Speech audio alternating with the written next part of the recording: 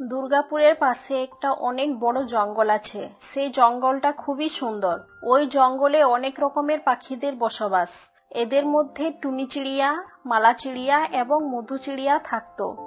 টুনি চিড়িয়া খুবই বুদ্ধিমতী এবং কখনোই অলসতা করতো না, আর সব পাখিদের সাথে মিলেমিশে থাকতো। মালাবন, মধুবন, আমরা তো অনেক খাবার জোগাড় করে নিয়েছি। মালাবন, বর্ষার দিন কাছিয়ে চলে এলো। এবার আমাদেরকে একটা মজবুত ঘর বানিয়ে নিতে হবে, তা না হলে আমরা সমস্যায় পড়ে যাব। হ্যাঁ হ্যাঁ টুনি বোন, তুমি একদম ঠিক বলেছো। আমাদের এবার একটা ভালো ঘর বানিয়ে নিতে হবে, যাতে আমরা সবাই বর্ষায় সুরক্ষিত থাকতে পারি। এইসব বলে সব চিড়িয়ারা ঘর বানানোর জন্য কাঠ আনতে চলে গেল। ওই জঙ্গলে একটা মতি চিড়িয়াও থাকতো। সে অনেক আলসি ছিল আর সারাদিন শুধু ঘুমাতো। মতি চিড়িয়ার ঘরটাও খুব পুরনো হয়ে গিয়েছিল, কিন্তু তাও সে নিজের ঘরটাকে নতুন করে বানাচ্ছিল না। টুনি চিড়িয়া মতি চিড়িয়াকে বলল, মতি বোন, আমরা সবাই ঘর বানানোর জন্য কাঠ আনতে যাচ্ছি। তোমার ঘরটাও তো অনেক পুরনো হয়ে গেছে, আর বর্ষার দিনও চলে আসছে। তুমিও আমাদের সাথে চলো, আমরা সবাই মিলে একটা মজবুত করে বাড়ি বানিয়ে নেব। আরে না টুনি বোন, এখন আমি আরাম করছি। বর্ষার দিন আসতে এখন অনেক দিন বাকি আছে। আমি আমার ঘরটা ঠিক বানিয়ে নেব।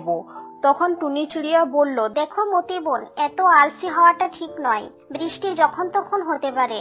এবার মতি চিড়িয়া খুব রেগে গেল আর ওদেরকে বলল, তোমরা এখান থেকে চলে যাও। আমি বলছি না আমি যাব না। আমাকে কেন তোমরা বিরক্ত করছো? না জানি কোথা থেকে সব চলে আসে, আমার ঘুমটাই নষ্ট করে দিল। এইসব শুনে সব চিড়িয়ারা চলে গেল আর নিজেদের জন্য একটা খুব সুন্দর ঘর বানালো। ওদিকে মতি চিড়িয়া এখনো ঘুমোচ্ছিল। দেখতে দেখতে বর্ষার দিনও চলে এলো, আর একদিন জঙ্গলে খুব জোরে ঝড় বৃষ্টি শুরু হয়ে গেল। তখন মতি চিড়িয়ার ঘুম ভাঙলো। আরে বাপরে, এত জোরে ঝড় বৃষ্টি হচ্ছে! আমি তো এখনো আমার ঘরটা ঠিক করিনি। এখন আমি কি করব? এবার তো আমার ঘরটা ভেঙে যাবে। বলতে বলতে মতি চিড়িয়ার ঘরটা ভেঙে নিচে পড়ে গেল, আর মতি চিড়িয়া বৃষ্টিতে ভিজতে লাগলো।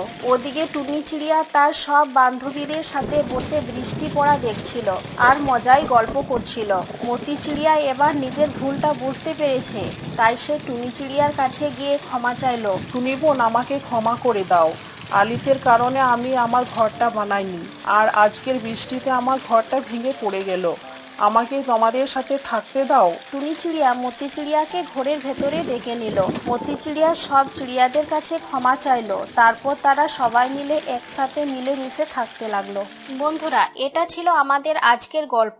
যদি আপনাদের এই গল্পটা ভালো লেগে থাকে তাহলে ভিডিওটিকে লাইক করে দিন, আর এইরকম আরো গল্পের জন্য আমাদের চ্যানেলটিকে সাবস্ক্রাইব করবেন।